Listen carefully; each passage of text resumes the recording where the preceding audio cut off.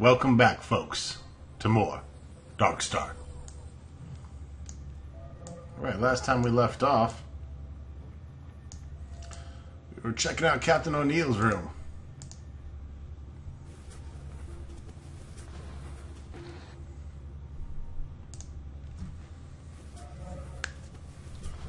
Let's check out Perryman's cabin.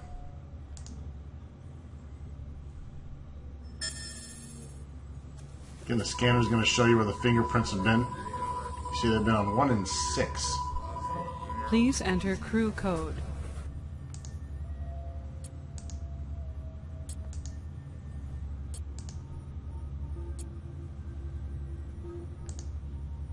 Perryman.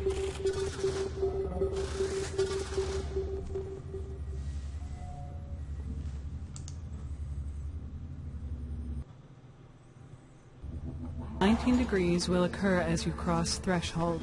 Please watch your step.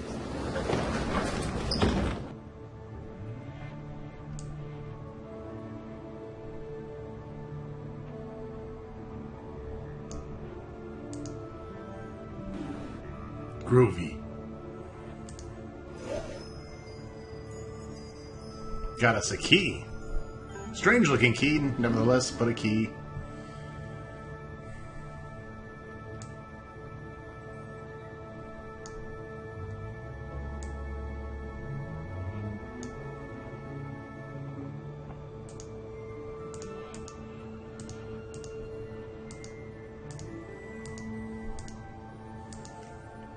Getting quite a few assets.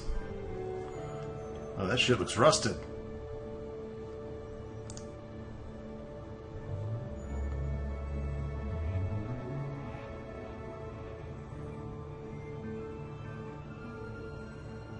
Interesting.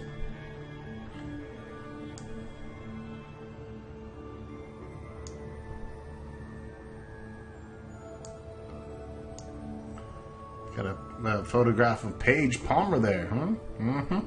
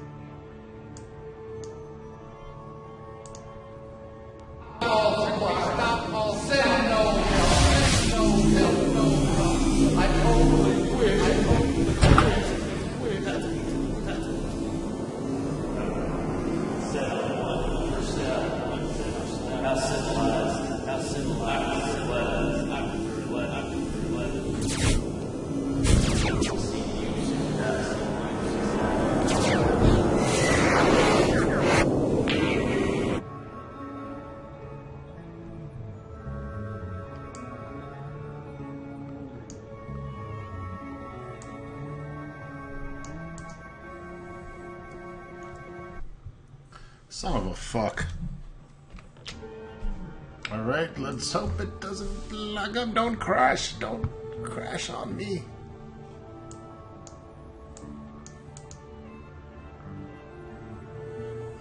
It's the second time it's crashed out to Windows. Which honestly isn't that bad considering I'm recording and altering everything.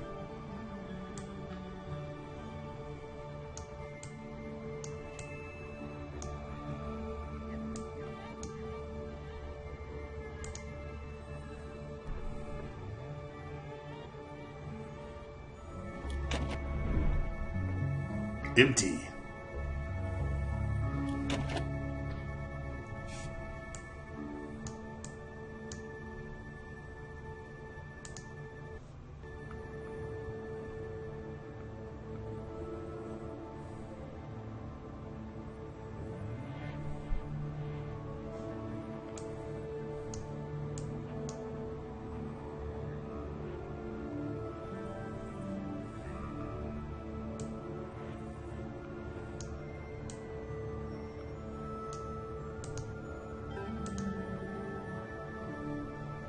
Conviction certificate.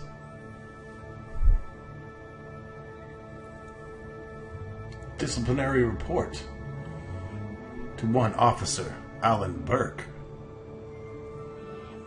Apparently he has quite a long history, bucking authority. And regularly is he rescued by his puppy, who happens to be Admiral James T. Burke.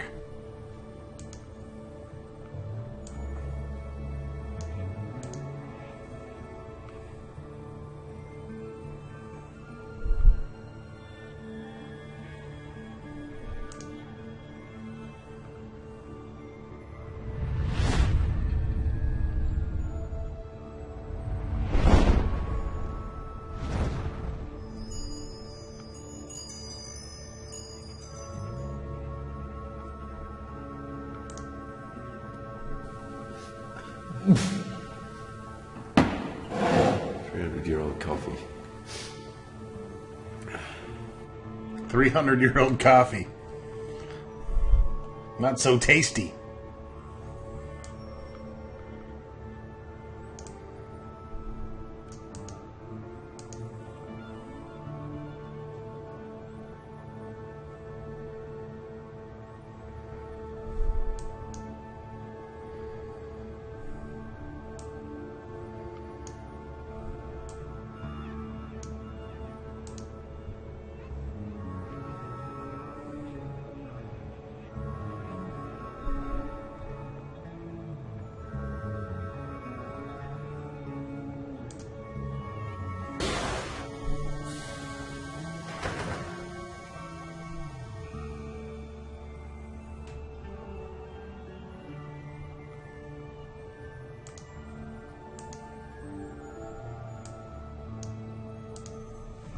Plus insect trapped in a child's mason jar, you'll find yourself alone once again, with no holes poked in the top.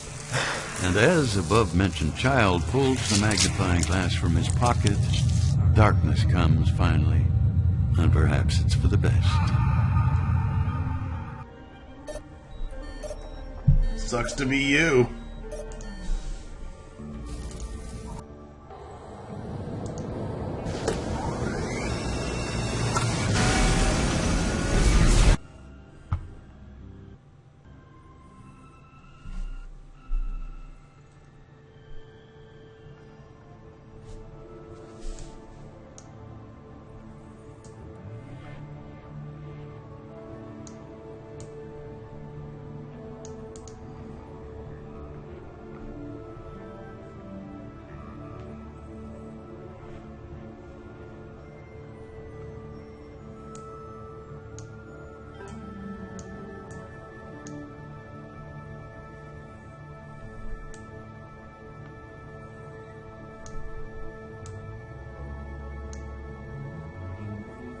Take the medikit. John, if you're reading this, I've not returned successfully. I have left written records of our situation in the conference room and recorded log messages for you. Good luck, Ross. P.S. Watch your back.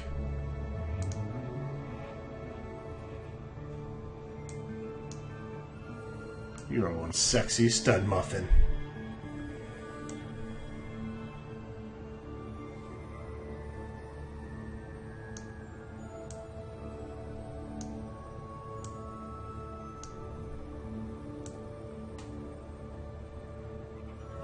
Note that the logos on the guy's t-shirt aren't reversed, as they should be in the mirror. I actually read that this was a error in the animator, when they were doing the animation, when they were composing the scene, and they apparently it was purposely left this way to see how much of a stink it would leave on the internet. But I think it was just overlooked.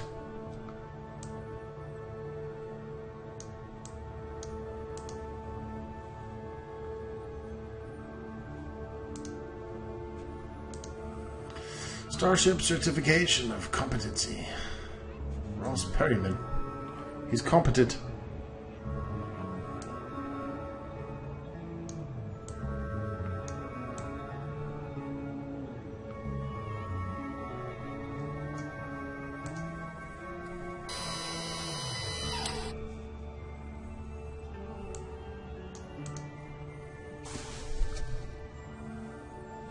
Log. Comm system video. Take that.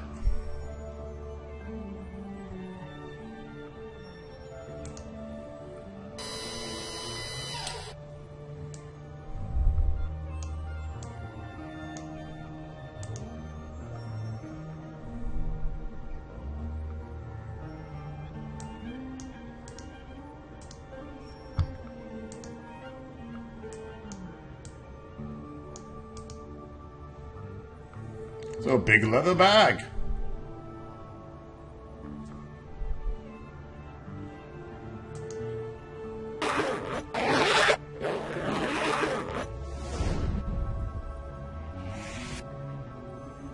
UVM bay. Clamp A63.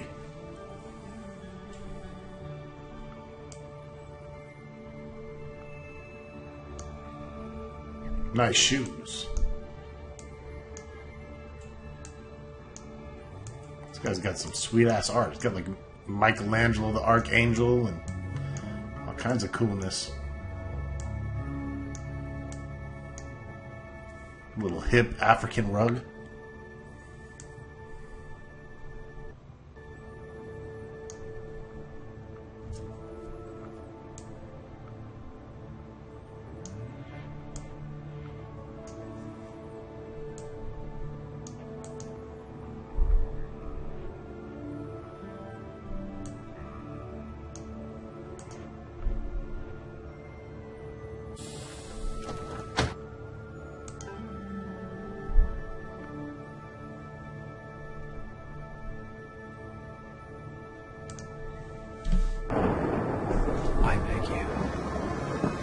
Not repeat the historic errors we have made in our arrogance. Okay. I'll try not to. Alright. Let's listen to some messages. Welcome to your personal desktop. Whoa. This bitch has got some entries. Hey, Ross, it's just me. Didn't want to wake you, so I'm just leaving you this message. I seem to sleep more than 2 hours these days. What became that problem? Anyway, give me a call when you're up and around. I better come up with some kind of plan here.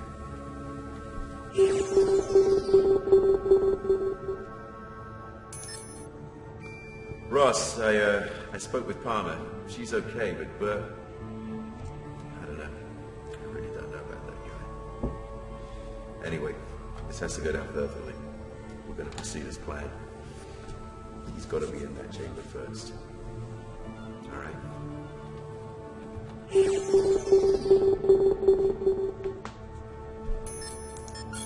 Ferryman, pick up, damn it! I know you're there. You and O'Neill are against me, but it won't make a damn difference. If it's the last thing I do, I'll stop both of you! That guy needs a Twinkie. According to our best calculations, tomorrow's the big day. We're making preparations and deciding who lives and who dies.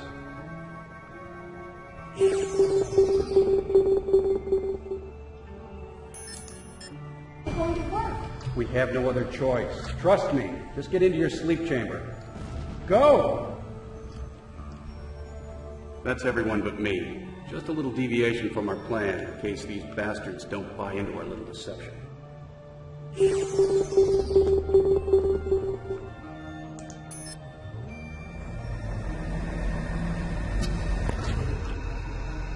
I've decided to remain awake to confront any boarders. I know a long shot at best, but we're unarmed and sitting ducks to that Armada battleship. It's like a poker game, and nobody's calling.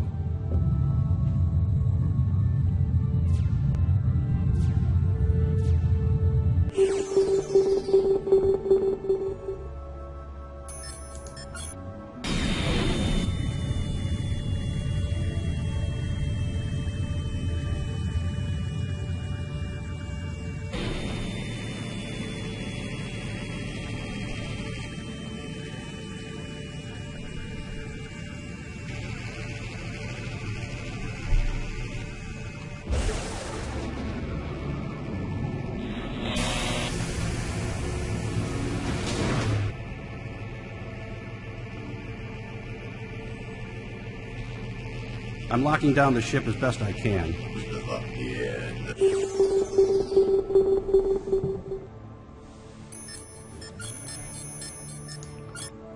Security protocol accepted. Wait a moment, please. More data is loading. The Armada destroyer dispatched one scout craft, a smaller Scythe interceptor, and the Westwick has been boarded by their crew. 2:44 p.m., September 3rd, 2187. Pardon the gunshot wound, but you ought to see the other guy. 2 of those creeps boarded the ship. I surprised one of them and took his gun and used it on both of them, but not before they got Burke. They cut off his hand and tried to use it on the biolocks. Idiots didn't know they don't work with dead flesh. I still think Burke was one of them, but he outlived his usefulness. I guess we'll never really know. The destroyer's out there, waiting for a report from their boarding party. I took his handheld off one of the bodies. I may be able to use it to hack into their system. Perryman out. Poor Burke. The mothership suspects nothing yet, and I'm using the remote computer device.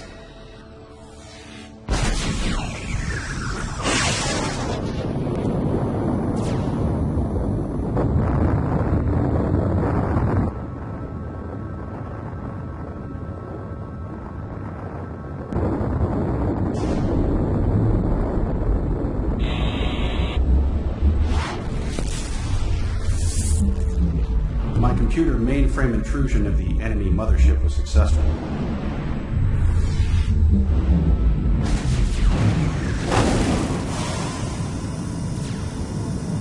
Tragically, a piece of shrapnel from the explosion has ruptured the Westwick's cooling tanks, leaving us floating dead in space. I'm sorry, but all helm systems are now offline due to damage to the ship. Also, a second Scythe fighter has evidently been dispatched back to the first. He's still out there, but hasn't attacked.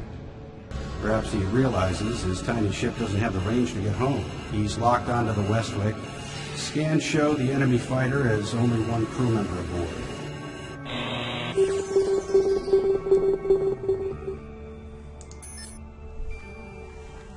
It worked. The codes allowed me into their mainframe, and I simply ordered their own computer to overload the plasma core. Before the destroyer exploded, a second Scythe fighter was sent out. I guess to check on their guys. Tried my little trick on him, but he's jamming the remote signal. He's out there now, floating in space, and I'm sure he's thinking that he doesn't have the range to get back to Mars. The Westwick is his only ticket home.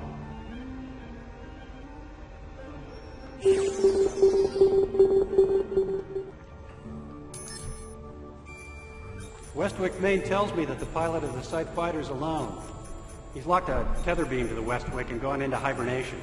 The nearest system's over 300 years away at this rate of drift, so there's nothing for me to do. I'll keep my written journal from here on out and leave it on the conference table for the others to find, in case something happens to me. I'm going in now to join the rest for a very long nap.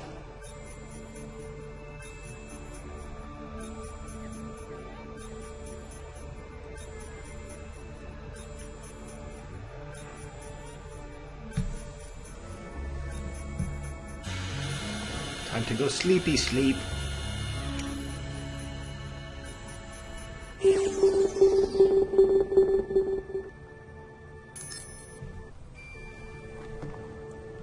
We've arrived at the planet 3 million light years from Earth. Scans have detected water there. The Scythe fighter is gone, but somehow I'm sure he's not far away. Probably out there waiting for me to come out of my hole. I have no choice but to chance going down to the surface for the water we need for the cooling tanks. If I'm successful, I'll go outside in the EBM and fix the breach before transferring the water from the shuttle. Oh yeah, I have to remember to take the clamps off the pod bay door first. I'm programming Westwick Main to awaken O'Neill if I'm not back by the 13th. And that means if anyone's watching this message, I'm dead. Now it's up to you to finish this. Don't make the mistakes that I did. And which one would that be? Shut up! I've been listening to you for 300 years, you insipid pile of plastic. That's Mr. Insipid Pile of Plastic to you, buddy. I think Simon likes Perryman even less.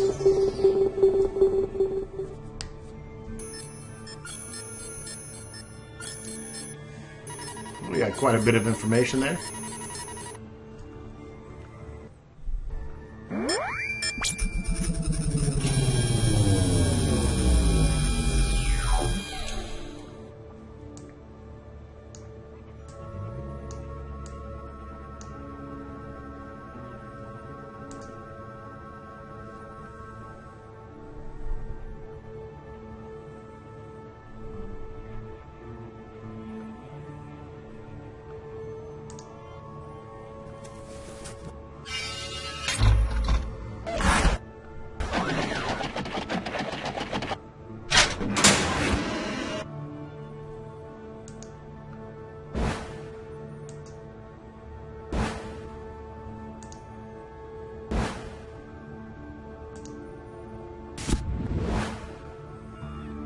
What have we here? Boom shakalaka. Welcome to the ghetto.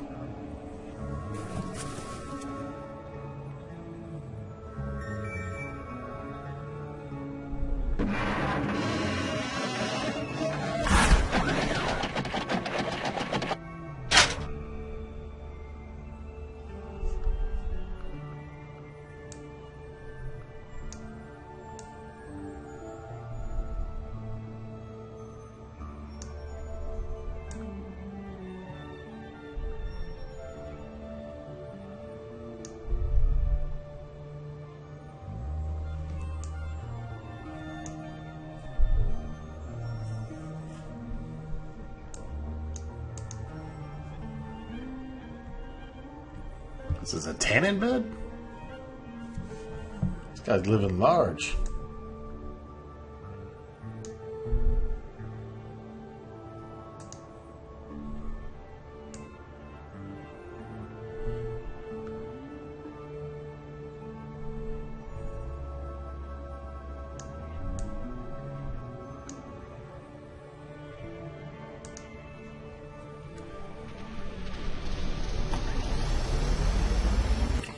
Groovy.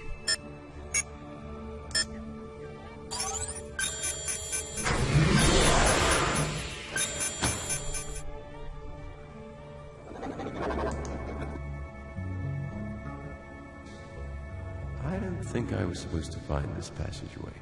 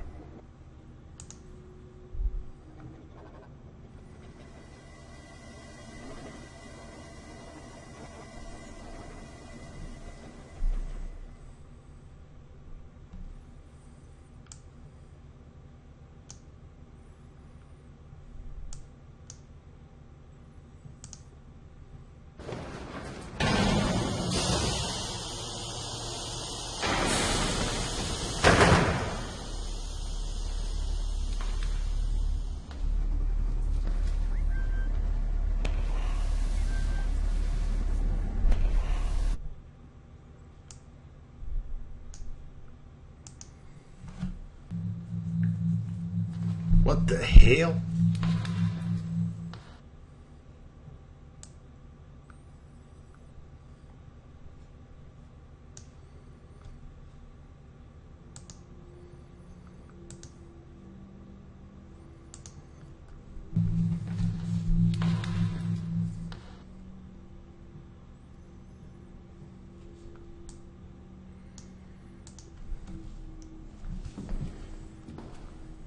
Let's backtrack a little bit.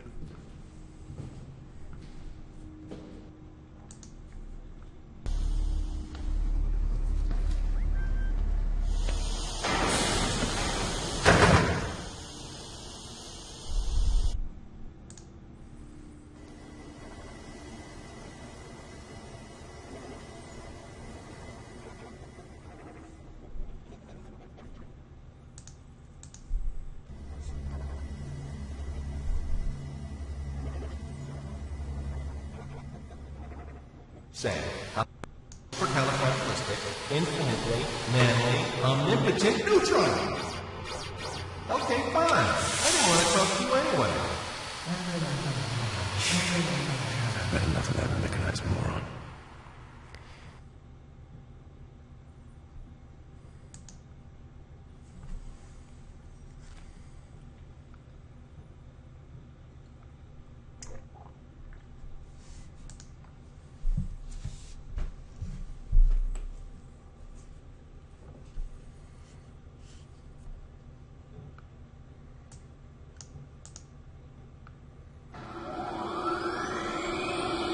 Oh, you don't want to go through that, by the way.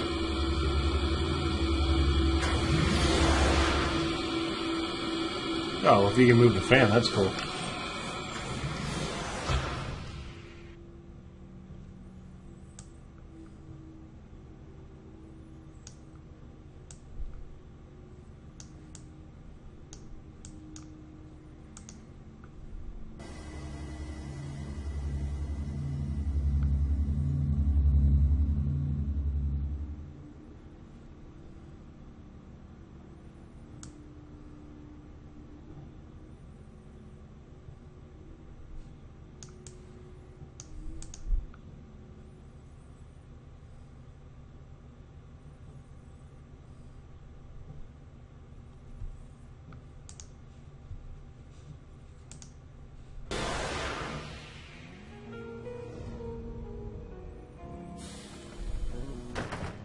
What the?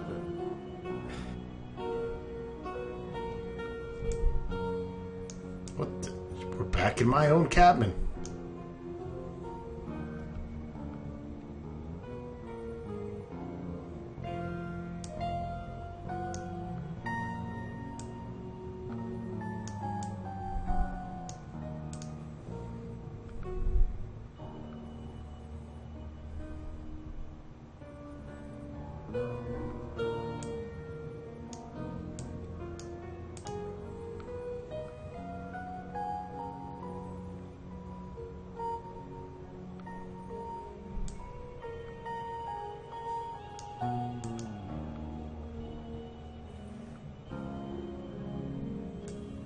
Groovy dragon poster, by the way.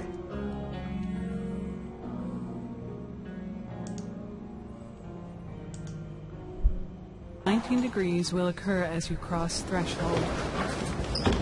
Gravity.